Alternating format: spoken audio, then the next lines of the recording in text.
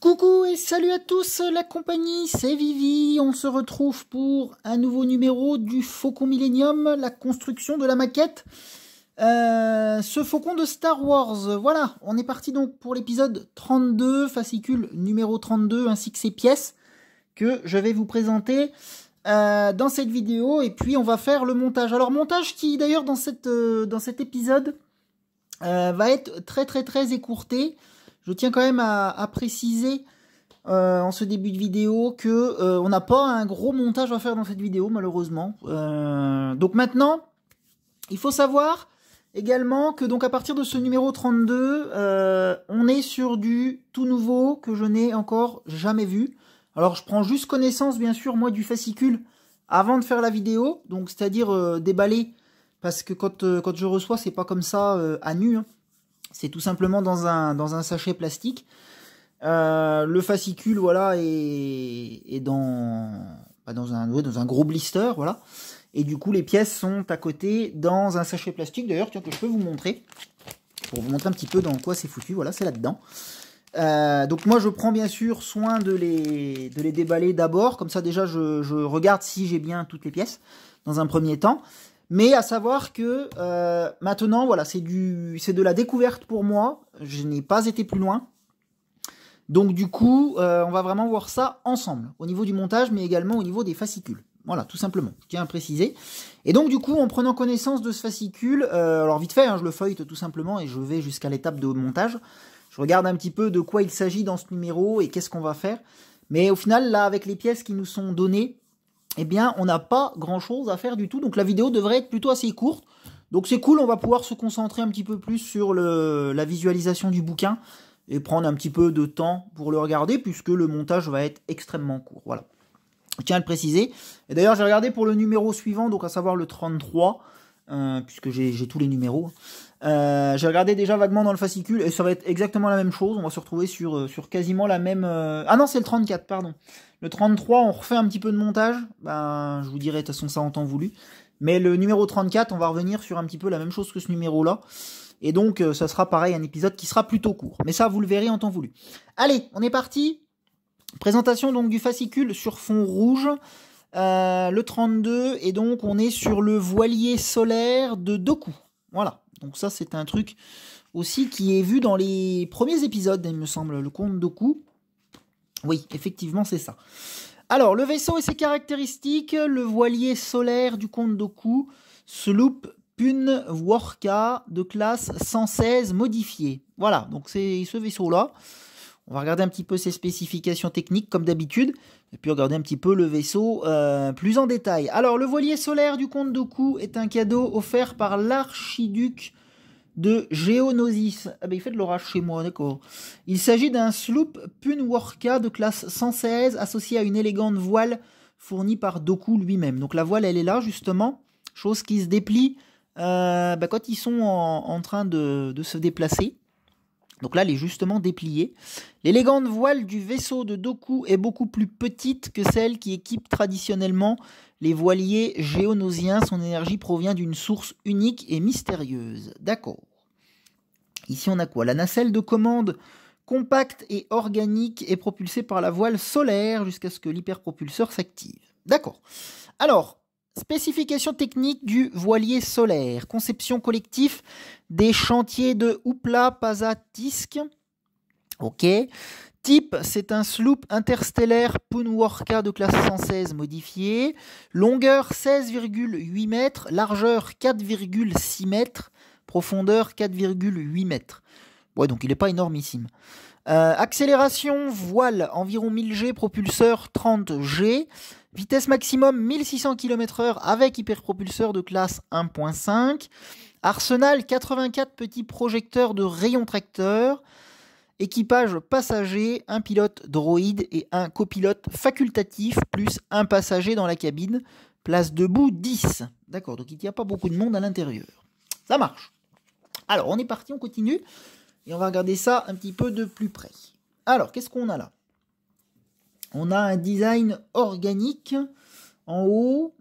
Oui, il a un design plutôt particulier. On peut voir d'ailleurs le cockpit ici, là où on le pilote. Alors le sloop Punwarka de classe 116 est un voilier solaire interstellaire conçu par le collectif des chantiers de Oupla Pazatisk de Géonosis. Son corps en forme de graine n'est pas sans rappeler le petit chasseur géonosien, mais le sloop peut accueillir 2 pilotes. Il dispose aussi d'une soute de fret et d'une couchette. Si le sloop est dépourvu d'armes, ses dents inférieures et supérieures comprennent 84 petits projecteurs de rayons tracteurs, jouant à la fois un rôle directionnel et de tenaille d'urgence. D'accord. Alors, qu'avons-nous là ?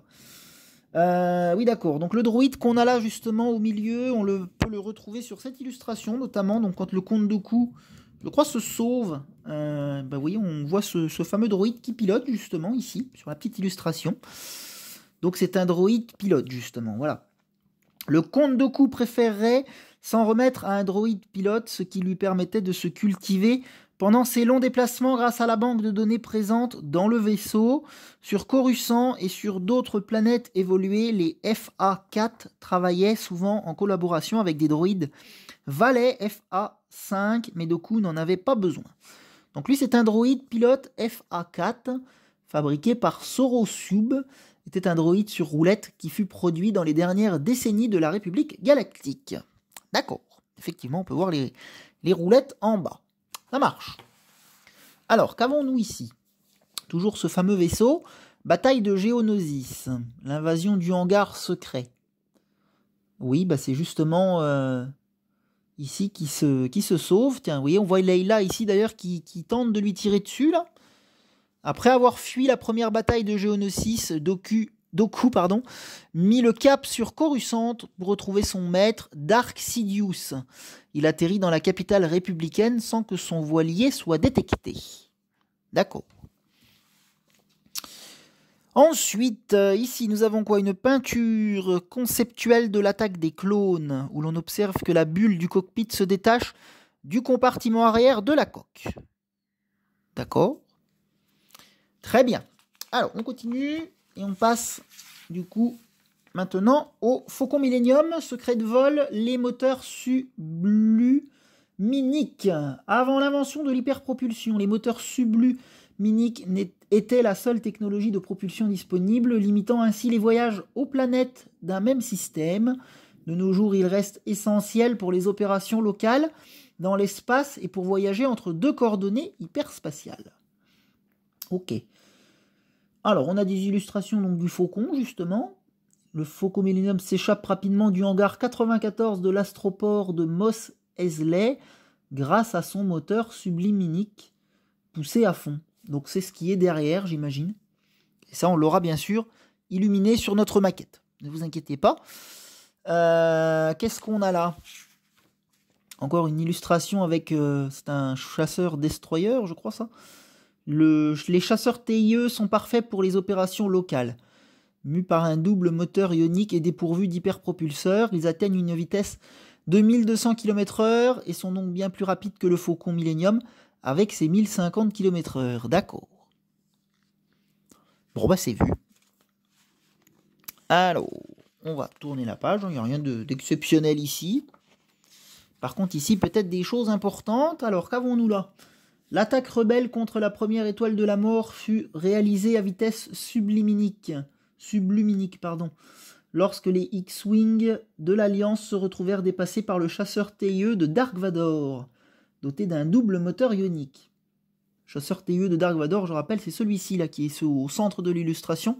Il n'a pas totalement la même forme que les autres. Ok. Et ici, sur ce schéma, qu'on essaie de prendre un petit peu le temps de regarder ça. Alors, le moteur subluminique Gyrodine SRB 42. Alors, c'est le détail, j'imagine. Ouais, ça nous montre un petit peu tout ce qu'il y a.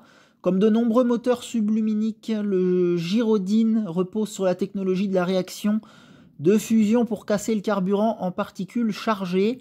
La force de la poussée est régulée grâce à des stabilisateurs de pression installés sur et sous le vaisseau, ainsi qu'une série de plaques vectorielles mobiles qui se dirigent vers le haut ou le bas pour orienter la poussée. Sur le YT 1300, les plaques vectorielles sont fixées sur la coque inférieure et supérieure du cargo pour permettre une maniabilité optimale. Les ingénieurs de la CTC teste tous les moteurs subluminiques pour s'assurer de leur efficacité.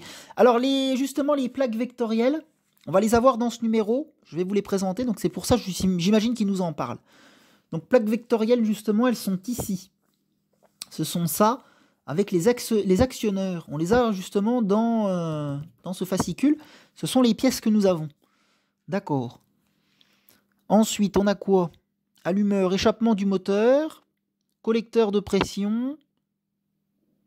Ouais, donc ici, c'est vraiment un peu comme un piston, j'imagine, mélangeur de carburant. Ça fonctionne sûrement un petit peu de la même manière. Un injecteur, ouais, c'est un peu le même système. Alors, je vous invite à faire pause si vous voulez vraiment prendre le temps de regarder un petit peu plus ça en détail. Mais bon, c'est pas forcément très visible à l'écran, j'imagine. Donc, je m'en excuse. Allez, on passe à la suite. On arrive du coup sur les pièces. Donc, c'est parti. Je vais vous les présenter. Donc, ça va pas être très long. Ici, j'ai la page sur la présentation des pièces, donc on va faire ça. Et ensuite ici le montage, et vous pouvez voir voilà que dernière page c'est sur fond noir, donc rien de spécial. Allez, je plie mon fascicule et puis on est parti pour la présentation des pièces. Alors c'est parti, assemblage numéro 32, panneau de la coque inférieure. Les pièces suivantes. Donc, outre une nouvelle structure et une plaque, vous trouverez la première série de plaques vectorielles de poussée et leurs actionneurs externes. Dans cette étape, vous verrez comment les plaques vectorielles s'assemblent, même si vous ne les fixerez pas définitivement. Gardez-les pour plus tard, quand vous aurez assemblé une plus grande partie de la coque inférieure. Donc voilà, c'est pour ça que je vous disais en début d'épisode que ça va être court, parce qu'en fait, on va pas faire de colle ni de montage en soi, on va vraiment juste faire de l'essai. Ils nous le font faire assez souvent malheureusement dans cette série, je trouve ça un petit peu dommage, mais bon, on est des fois un petit peu obligé, mais je trouve que c'est un petit peu inutile, c'est nous faire patienter pour rien. Mais bon, bref, c'est comme ça. Alors du coup, présentation des pièces. Alors en 1, on a la structure de la coque BF39, donc c'est la structure métallique qui est tout en haut, en continu bien sûr, on en a besoin encore d'autres pour compléter notre grande structure. 2, plaque vectorielle de poussée BP23. Donc c'est ça, la pièce en plastique. C'est donc cette fameuse plaque vectorielle qu'on va regarder ça un petit peu de plus près juste après. 3, plaques de la coque BP20. Donc ça, ce sont les grosses plaques pour la coque. Et enfin, 4 actionneurs x4. Donc ils sont ici. 1, 2, 3, 4. On peut les retrouver ici. Toutes les pièces sont destinées au-dessous de la coque. Il faut savoir que sur ces actionneurs, il y en a un qui est légèrement différent des autres, mais je vous le montrerai de toute façon plus en détail quand on va faire les essais. C'est peu visible, mais on arrive de le voir quand même. Donc, mais c'est très important de ne pas se tromper. Voilà, donc on est parti du coup dans le montage. Enfin, l'essayage, on va dire. Donc c'est parti, on va faire ça ensemble. Je ne vais pas faire de coupure dans cette vidéo. Alors, les plaques vectorielles de poussée. L'une des caractéristiques de l'arrière du Faucon est la série de plaques vectorielles de poussée au-dessus et en dessous des moteurs subluminiques. Chacune des 26 plaques possède son propre actionneur hydraulique. Donc, on va en recevoir pas mal. Et vous pouvez voir dès à présent comment les 4 premiers se fixent, à moins que vous ne souhaitiez absolument pas peindre votre maquette. Nous vous conseillons de ne pas coller tout de suite ces composants, car la couleur devra également être appliquée sous les actionneurs. Donc c'est un petit peu pour ça qu'ils nous les font pas fixer, ils nous les font juste essayer. Moi je sais que personnellement, je vous ai déjà dit dans plusieurs numéros, la peinture je ne la fais pas, je m'estime pas assez bon pour faire ce genre de choses. Je préfère le garder couleur d'origine, mon vaisseau, vraiment neuf, et moi ça me convient très bien. Je m'embête pas du tout à faire de la peinture, sachant que la collection ne nous fournit pas les peintures, donc du coup c'est à nous de s'en préoccuper, de les récupérer. C'est plutôt assez compliqué, moi je trouve. Franchement, j'ai déjà pas le temps de faire le reste. Alors s'il faut encore commencer de s'amuser à courir au derrière de peinture, de pinceaux, de trucs, alors c'est bon, je veux pas en finir. Donc c'est pour ça aussi que je ne le fais pas. Mais non, c'est aussi surtout le fait que je m'estime pas assez bon pour faire ce genre de choses. Ça demande quand même énormément de précision pour faire ça. Un doigté un peu particulier quand même, donc et moi même si je suis quelqu'un d'assez maniaque et d'assez calme de nature, je m'estime pas être opérationnel pour faire ce genre de choses. Voilà donc pourquoi je ne le fais pas. Donc on est parti, étape 1, prenez l'ensemble des 4 plaques vectorielles, pièce 2 et les 4 actionneurs. Alors quand ils disent 4 plaques vectorielles, en fait, c'est ça. 1, 2, 3, 4. en fait, elles sont déjà collées les unes aux autres. Hein. Je veux dire, c'est une pièce en elle-même. Mais ça correspond à ça quand ils disent 4 plaques vectorielles. Et les 4 actionneurs, donc, ils sont ici. Je vais vous les présenter de toute façon plus en détail. Étape 2, chaque actionneur présente 3 petits ergots qui s'insèrent dans les 3 trous correspondants des plaques. Donc, je vais vous en montrer sur une. Les petits ergots, on peut les voir ici. Donc 1, 2 et enfin le 3e ici. Donc jusque-là, pas de souci. Moi, je suis sur la pièce neuve. Hein, donc là, on n'a pas d'ergot cassé ou quoi que ce soit. Du coup, c'est ça qui est bien. Testez l'assemblage de ces pièces sans les coller. Donc on nous le redit. Testez l'assemblage du 2e actionneur sur sa plaque vectorielle comme indiqué. Faites de même pour ajouter le 3e actionneur. Enfin, testez le positionnement du 4e actionneur sur la dernière plaque vectorielle. Il me semblait qu'il y en avait un qui était différent des autres. J'avais vu ça. Normalement. Peut-être pas. Hein. C'est peut-être dans le numéro 34. Je confonds peut-être de numéros. Parce que je l'ai regardé au préalable, moi déjà, c'est pour ça. Ah si, ça m'a l'air d'être les mêmes. Bon, bah alors c'est dans le numéro 34 qu'il doit y en avoir un différent. Bref, on verra ça en temps voulu. Donc pour les actionner, enfin pour les tester, hein, c'est pas compliqué, c'est tous les mêmes du coup. Donc on a un trou ici, en haut, je ne sais pas si vous le voyez à la caméra, mais je pense que oui. Et on a également 2 trous ici, donc c'est tout bête, hein, il suffit de, vous voyez, de venir mettre chaque ergot dans les trous, et puis fin de l'histoire. Voilà, donc on va placer bien sûr les 4, mais il n'y a pas un gros travail, vous voyez, ça va tip top bien. Enfin, forcément, il n'y a pas eu de colle de mise, ni quoi que ce soit. Donc. Là, ça change tout. Voilà, les 4 sectionneurs sont placés. Qu'est-ce qu'on nous dit d'autre? Des détails authentiques. Les plaques vectorielles font partie des composants hétéroclites de la coque. Si vous ne souhaitez pas peindre la maquette, vous pouvez choisir de les fixer à mesure qu'elles vous sont livrées. Donc je pourrais très bien le faire, mais moi je vais attendre. Ils vont nous le dire de toute façon à un moment donné. Mais pour obtenir un effet vraiment authentique, les plaques vectorielles devraient être peintes en même temps que le dessous de la coque, mais avant de coller les actionneurs. Détail des plaques vectorielles sur la miniature originale du film, extraite des archives de Lucasfilm. On y voit les différentes couleurs ayant été appliquées. Donc, je peux vous montrer peut-être un petit peu plus en détail. Voilà. Comme ça, ça rend un peu mieux. Vous voyez, il y a plusieurs couleurs, hein, du rouge, un peu du jaune, du gris. Donc, non, je trouve que ça fait beaucoup trop de couleurs à récupérer. C'est assez contraignant, moi, je trouve. Nous vous indiquerons comment peindre en détail les plaques vectorielles dans un autre numéro, mais moi, je ne vais pas le faire, bien évidemment. Voici à quoi doit ressembler l'assemblage final. Bah voilà. C'est tout bête. On a ça. Et puis, on a terminé le numéro 32, déjà. Donc, je vais pousser tout ça. Et puis, je vais vous mettre ça comme ça pour la fin de la vidéo. Tac. Voilà. Et puis, je vous retrouverai du coup à l'épisode prochain avec notre mini-montage qu'on aura fait. Donc ben voilà, ça va être suffisant, ça va être du coup une vidéo à peu près comme les autres. Je vous retrouve dimanche prochain pour le numéro 33, on verra normalement s'il y a du montage, mais normalement oui. On va repartir normalement sur de la structure si je ne me trompe pas.